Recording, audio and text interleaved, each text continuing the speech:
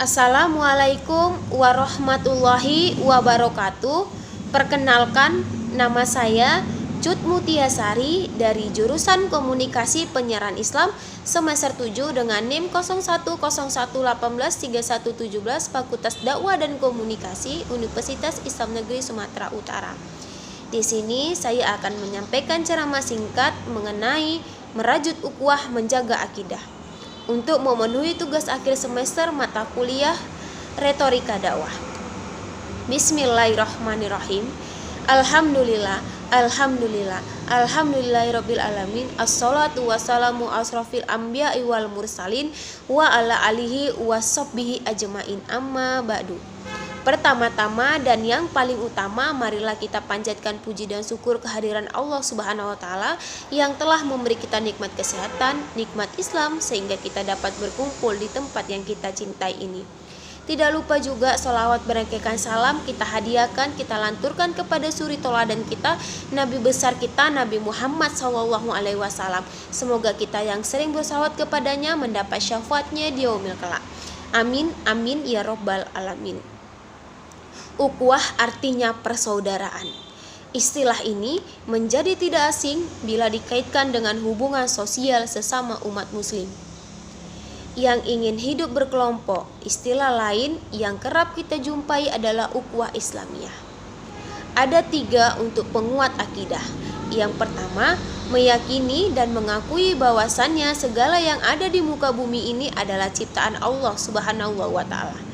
Yang kedua, mengesahkan Allah dalam uluhiyah. Menurut At-Tihan uluhiyah berarti mengesahkan Allah Subhanahu wa taala dalam segala macam ibadah seperti sholat, doa, zikir, menyembelih hewan kurban, tawakal, taubat dan lain sebagainya. Uluhiyah merupakan inti berdakwah para rasul dan merupakan tauhid yang dilingkari oleh kaum musyrikin Quraisy. Yang ketiga, umat muslim harus beriman kepada nama-nama dan sifat-sifat Allah Subhanahu wa taala yang telah diterangkan dalam Al-Qur'an dan sunnah Rasulullah.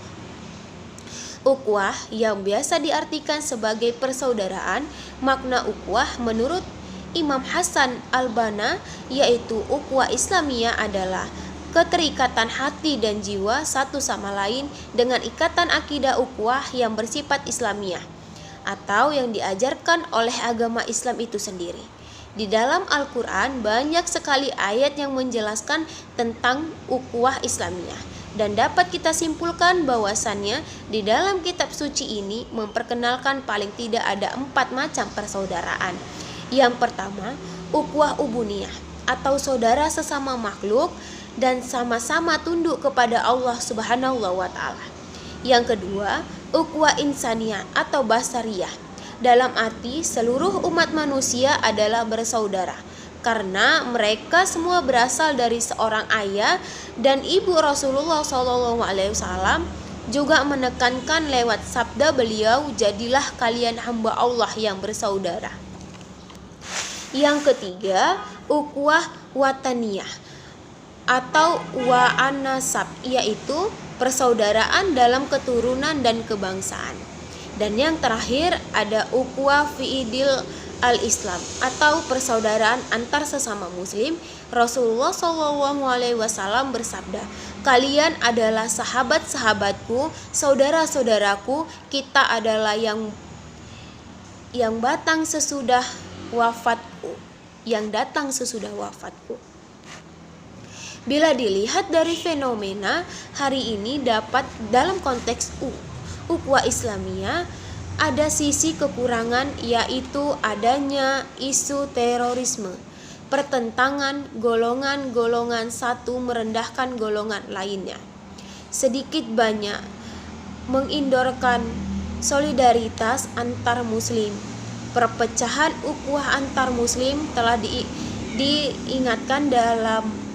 diingatkan Allah Subhanahu wa taala telah berfirman, wahai orang-orang yang beriman, janganlah suatu kaum mengolok-olok kaum yang lain, karena boleh jadi mereka yang diperolok-olok lebih dari mereka. Janganlah kamu saling mencela satu sama lain, dan janganlah saling mencela satu sama lain saling memanggil dengan gelar-gelar yang buruk. Seburuk-buruk panggilan adalah panggilan yang fasik. Setelah beriman dan barang siapa tidak bertaubat, maka mereka itulah orang-orang yang zalim. Wahai orang-orang yang beriman, jauhilah banyak dari prasangka. Sesungguhnya sebagian prasangka itu adalah dosa. Dan janganlah kamu mencari-cari kesalahan orang lain, dan janganlah ada di antara kamu yang menggunting sebagian yang lain. Apakah ada di antara kamu yang suka memakan daging saudaranya yang telah mati? Tentu kamu merasa jijik, bukan? Dan bertakwalah kepada Allah Subhanahu wa ta'ala. Sungguh Allah Maha Penerima Taubat lagi Maha Penyayang. Allah menunjukkan segala dengan jelas dalam ayat tersebut bahwa mengolok-olok baik dilakukan oleh suatu kaum maupun individual, saling mencela, saling memanggil dengan sebutan-sebutan yang buruk, berprasangka, mencari-cari kesalahan orang lain dan saling menggunjing satu sama lain, maka Allah akan membenci suatu hamba tersebut. Dalam suatu majelis, Rasulullah SAW pernah berkata bahwa akan datang suatu masa di mana umatku seperti buih di lautan.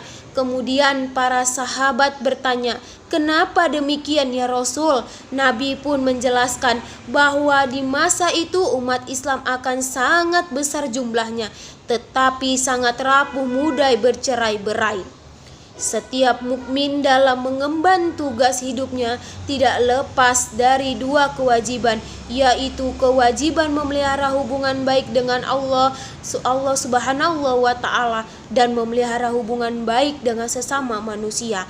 Dengan tegas Allah Subhanahu wa ta'ala telah menjelaskan dalam Al-Quran bahwa sesungguhnya orang-orang yang memutuskan hidupnya akan diliputi kehinaan di mana saja mereka berada. Itu janji Allah Subhanahu wa ta'ala. Ibadah kepada Allah di samping dapat mengingatkan diri kita kepada batas-batas kekuasaan dirinya, juga bisa menghilangkan sikap angkuh dan sombong yang dapat merusak ikatan batin serta menjauhkan persaudaraan. Berkenaan dengan hubungan yang harus dipelihara dengan sesama manusia, Rasulullah SAW telah memberikan tuntunan sebagaimana dalam sabdanya, "Belum disebut beriman salah seorang di antara kamu sehingga ia mencintai saudaranya sebagaimana ia mencintai dirinya sendiri." Al-Quran mengingatkan bahwa kita setiap individu dengan lainnya mempunyai kekurangan dan kelebihan. Dengan ukhuwah dan kebersamaan antara satu individu dengan lainnya akan saling melengkapi dan saling menyempurnakan. Maka dari itu kita saudara-saudariku, jagalah persaudaraan, jagalah ukhuwah sesama muslim, karena itu adalah rezeki atau tali persaudaraan yang akan kita jalani selama hidup di dunia. Mungkin hanya itu yang bisa saya sampaikan, lebih dan kurang saya mohon maaf kepada Allah, saya mohon ampun. Semoga ceramah singkat saya ini dapat bermanfaat buat kita semua dan dapat diamalkan dalam kehidupan sehari-hari.